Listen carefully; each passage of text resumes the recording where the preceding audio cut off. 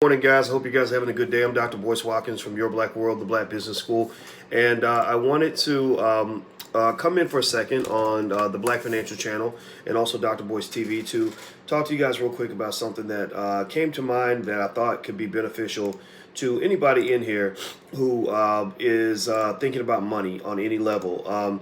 If you are a person who has ever wanted money or needed money or is trying to figure out how money works or how to obtain more money, say something in the chat. Just say me, say I. Good morning, Hannah. Good morning, Nikki Proctor Walden. How are you? From South Carolina. South Carolina is actually in the national news for political reasons.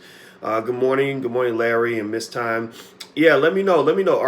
So let's just kind of connect to our money spirit, our money energy today. I decided that today I wanted to be a little bit more of a black finance professor with you guys. So what I'm actually going to do is I'm going to put on my black finance professor hat, which is this hat, which says black finance professor, and I'm going to talk a little bit about making money. And kind of one thing I observed that it seems that is sort of a blind spot for a lot of people, particularly young people. I don't know any millennials in the house, anybody under the age of 35 or under in the house, say I, say me. If you are 35 or under, say me. Let me know if you're under or over. In fact, let's do over under. If you're over 35, say over. If you're under 35, say under. Over under. Or if you are 35, you can count yourself as an under. Okay, I see over. Zebby says under. Joshua says under. Mr. Gibson, Birmingham, Alabama. I'll be in Birmingham in the spring. I don't have the date in front of me. Francis over. Todd Webb over. Music Queen over. Black Page over. Jason over. Kevin over. Gerard under. Let's see. Chadrick says under. Sheila over.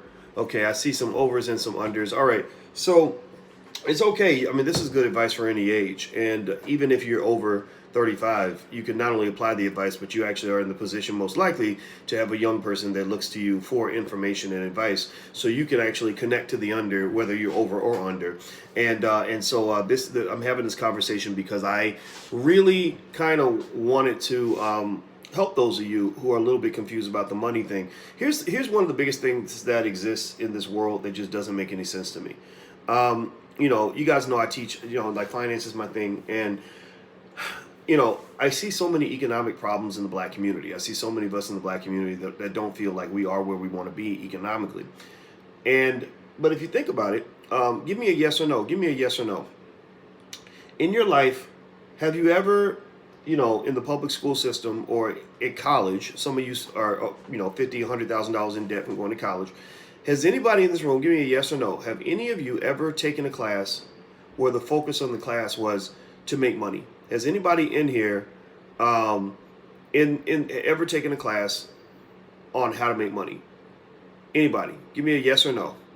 Now somebody says, I keep asking, when do you come to Florida? Never, not for a while. There's not much demand in Florida, honestly. I have to go to the places where folks are going to really show out.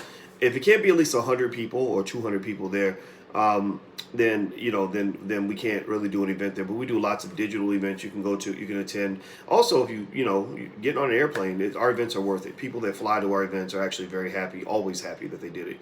Like our events are unlike anything else. There's nobody else really that can sort of lay it out the way we lay it out. So, okay, I see a lot of no's. I think I see one yes from Champs. Good for you. And Zabian says yes, and I see Todd says yes. Okay, but I see a lot of no's from Derek and Sean and so Savage. Let me see. Tarnisha, no. Kenyatta, no. My daughter's middle name is Kenyatta. All right, so I see a lot of no's. El Haj, Wendy. El Haj says hell no. That's funny. All right, so that's the first thing. If you want your young people in your family to know how to make money, put them in a space where they're going to focus, where the focus will be on making money. Because I think about money, I think about these things. I'm like, okay, if I wanted to figure out how to make money, number one, I figure out where the money's at.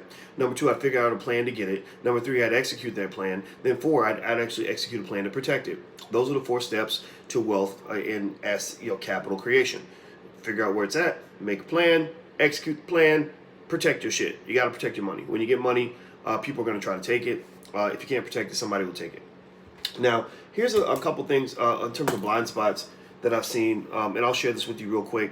in terms of just free game. And by the way, please hit the thumbs up button. Please hit the thumbs up. That helps the live stream a lot. Also, we have a social media platform. If you want something in addition to Facebook that's black owned, it's called Black Enough. It's right here on my shirt. So if you're black enough, join us at Black Enough. It's for our people and our culture, and that's what we represent. All right. I talked to a college student once who was telling me about, the fact that a lot of their friends from college aren't getting good jobs. They said, Dr. Boyce, there's articles out here about people even with PhDs who are making minimum wage. College graduates aren't making much money. My friends, I got a friend that's working at, McDonald's or whatever. And I was listening to this and I said, okay, I said, all this actually, from the perspective of an entrepreneur, it actually makes sense to me. I said, the thing about economics and economic systems and business processes and capitalism in general is capitalism is very good at being what the word would be efficient. Type efficient in the chat. The word efficient. I want you to kind of think about that word efficient. Efficient for capitalism means that they throw out the trash. Capitalist systems throw out the trash. When they're efficient, they will throw out the trash. Now, what does that mean? Does that mean that you're trash if the system doesn't accept you? No. It just means that if you add no value, then you're gone. A capitalist system is a lot like an athlete, a super athlete with 2% body fat, maybe 1% body fat, right? Anything that comes on that's fat and not muscle is going to be removed. They'll take on muscle in a minute. That's the difference between good debt and bad debt. They'll take on debt in a minute if it's muscle. But the minute it becomes fat, the minute you become a financial liability and you're not an asset, then you're gone. It's very efficient. It takes out the trash. And if you're not efficient, then a more efficient entity will come along and buy your resources and make them more efficient. So when you are thinking about ways to make money in this world, this is the best finance lesson you're ever going to get anywhere other than this platform. I guarantee you no college professor ever broke this down for you, because college professors are not typically muscle. They're mostly fat when it comes to actually making or bringing in resources. They don't even understand most of the time what it really takes to go out into the world and actually make money. They don't, the number one thing to understand and to ask yourself is, am I adding value? Am I adding muscle or am I adding fat? So let me give an example of somebody who adds fat. Well, look at me. I've got 18 credentials and 14 degrees from top universities. Okay, degrees in what?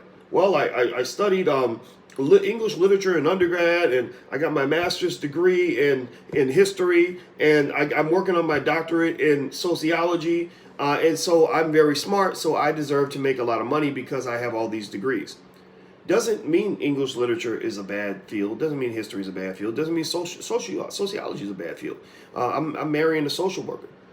But none of those fields typically is a big money maker. A capitalist who's running a business, who's trying to figure out how to make payroll, is literally looking at you like, well, what am I supposed to do with that? An entrepreneur who is trying to, who has to bring money in order to survive, is going to be like, yeah, that's good, but you're adding extra weight, but you're not helping us get down the field any faster. The biggest question is, what value are you adding? How are you going to help that business make money? If you think about that first, like, here's how I'm going to help you make money. Like, if you start conversations like that, then people will be happy to give you money. People will love giving you money. People will stand in line and beg you to take their money. So for young people especially, if you want to start a conversation with somebody that you're trying to get to give you money, start the conversation with something like, I figured out how I can help you make more money, right? And just make sure it makes sense, make sure it's clear, make sure it stands out. Because here's the deal, right? A lot of times you might need a college degree to go work for an entrepreneur, but entrepreneurs do not need a college degree to be your boss. They don't need to go to school. Because they've already gotten the best college degree that there is. They got a degree in making money. They got their bachelor's degree from the universe. Like they got a degree from life, right? They went to Life University and graduated valedictorian, and that's why they're able to tell you what to do, even though they might not have gotten past high school, and you might be sitting there with a master's degree with them telling you what to do, right? So figure out how you can add value. If you can figure out how to add value, then you win. It's type this in the chat. Type adding value. Everybody type adding value so we know that we got the message through. Also, do me a favor. Please hit the thumbs up button right now. If you haven't hit the thumbs up button, please hit the thumbs up button. And I'm also talking to you guys on the Black Financial Channel, where we do daily financial news and commentary from a black perspective. We cover the news and all kinds of stuff. Go to theblackfinancialchannel.com, THE, that's theblackfinancialchannel.com. We also have some seminars coming up in the Black Business School on how to form the perfect estate plan, how to make money as a government contractor. We're also doing an event in New Orleans, which is almost sold out. But if you're interested in any of these events coming up, go to drboyceseminars.com. That's drboyceseminars.com. All right, so let's move on. Next point, last point I'm gonna throw in here before I gotta bounce because I got a meeting to go to.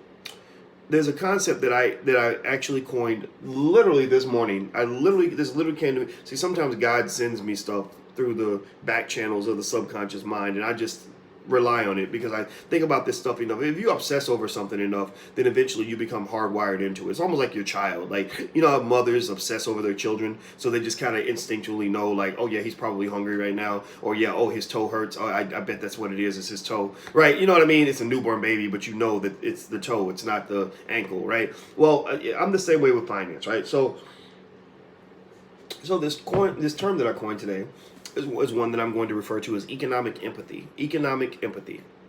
Now, empathy, what is empathy? Empathy is the ability to sort of put yourself in somebody else's shoes, right? Well, economic empathy is basically being able to put yourself in somebody else's shoes financially, being able to understand what they're trying to do, being able to understand how that deal that you're proposing benefits them. You know, I can tell you this. Let me tell you about my email inbox. Thank you, Mr. Gibson, for your support. I appreciate it very much. His company is G&M Remodeling, Birmingham. Let's see, I see AJ James Gibson Sr., IG, GM Remodel. Okay, I think, is that your website, gmremodel.com or something like that? Yeah, so look up G&M Remodeling in Birmingham. By the way, if you have a business, you know, just put some money in the chat and mention your business, and I'll shout your business out. That's a good way to get to get low cost advertising. All right, so let me tell you about my email inbox. My email inbox is always full. It's so full that I barely read it because it just wears me out, and there's too much in there. My email inbox is typically full of business proposals. You know, people want to go into business with me. Why? Well, because they see that, you know, I can reach them. You know, we build a platform. We can reach over 1 million black people a month. We've established a brand name. We have hundreds of thousands of people, you know, email lists. We have reach, basically reach. And if you have reach, then you can turn that into money.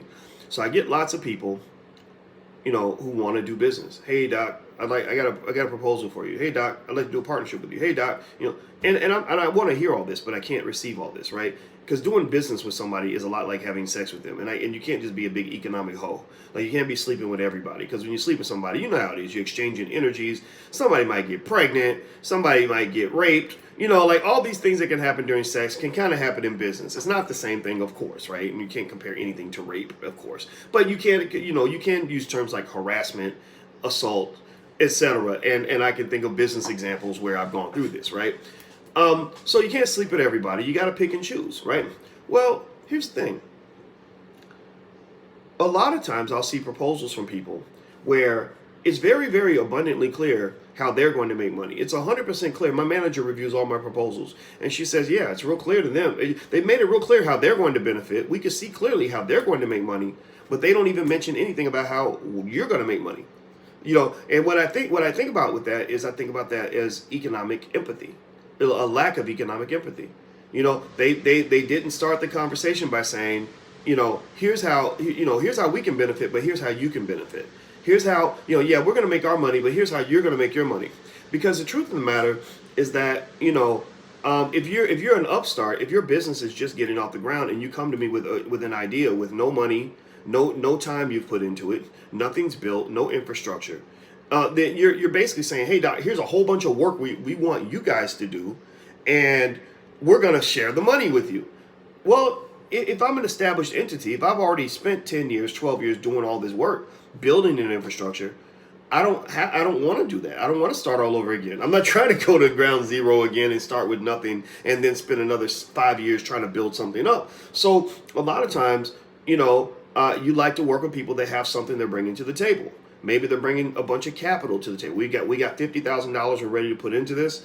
All we want is for you to help us to market this. Maybe they're bringing labor to the table. We've got a team of 4 people that are going to work 10 hours a week on this, and they're getting this done, and they're going to test it out, and then we'll bring it to you when we're ready. Or maybe they can say, for the last 3 years, we put this amount of time into this, we built it up to this point, it's already generating revenue. If you jump in and you become the booster, like you come in and you drop in, your power, then boom, it'll take off to the sky. It's making 10 grand a month now. It can make 100 grand a month if we had some marketing support, right? And then we'll give you a cut of that revenue, right? Deals like that make sense because everybody's bringing something to the table and everybody's adding value. Everybody's bringing muscle, and and the fat is kind of minimized. So the term economic empathy. You about to go to work, babe? Yeah, I'm gonna be back till tonight. Okay. Tonight. Well, give me a kiss then. I don't care if they watching. I don't care if everybody. Y'all Everybody don't mind if I give my woman a kiss. Do you? All right, love you. You got lipstick on. We're talking about empathy. Oh, okay. She's gonna laugh. That. She's a social worker and a therapist, so the term Always empathy is talk about important. Yeah. So let's. All right, bye, babe. Love you. So economic empathy is the ability to put yourself in somebody else's shoes economically, and to come back and say, this is how you're going to benefit. Here specifically is how you're going to benefit from this proposal, and we're going to make this happen for you. Because if you don't do that, then what's going to happen? People are going to say, well, yeah, I see. Okay, so you're saying to me, imagine, like anybody, ladies especially, but imagine if somebody's like, yeah, I want to have sex with you, and I'm really going to enjoy it. And then I'm going to, it's not going to last very long, because I'm going to just be there for as long as I need to be to get what I'm looking for. And then I'm going to just kick you to the curb and send you on your merry way or whatever. And I might rape you, right? Like that's not a good pitch. Is that a good pitch? I hope that's not a good pitch. If that's a good pitch for you, then you probably need therapy. But that's not a good pitch. A better pitch would be to say, here are all the things I can do for you. Here are all the things that I can, I can make you feel good. I'll make your toes curl in the bedroom, whatever you want. But then on top of that, I'm going to treat you well. I'll take you out. I will love you, whatever it is you offering, right? Maybe I'll, maybe it's something fancy. Hey, you can have whatever you like, right? Maybe it's something like that. But the point of the matter is to say that the best way to get someone interested in doing business with you is very similar to the best way to get someone to want to sleep with you. You have to help them understand how they're going to benefit from the transaction. And then if you do that, then at that point, you don't have to make a sale anymore. They're going to actually want to get with you. Right? So I hope that helps. Therese says, I love the way you use fitness to explain finances. That literally just came to me, but it is an accurate analogy. I hope I didn't get too weird, with the sex analogy, but I do think it applies. And in fact, most financial concepts are things you've already known your whole life. It's just I'm formalizing it for you, as a professor. So let me shout out those who made donations to the platform. Let me see here. I see. I want to say thank you to Nikki Proctor Walden, Q&A Higher Education and Corporate Consulting LLC. That's Q&A Higher Education Corporate Consulting LLC. Nikki Proctor Walden. All right. And then thank you for your support from Joshua Gibson, tradesman. He's a self-employed tradesman. Good for you, brother. Joshua Gibson. He's a self-employed tradesman.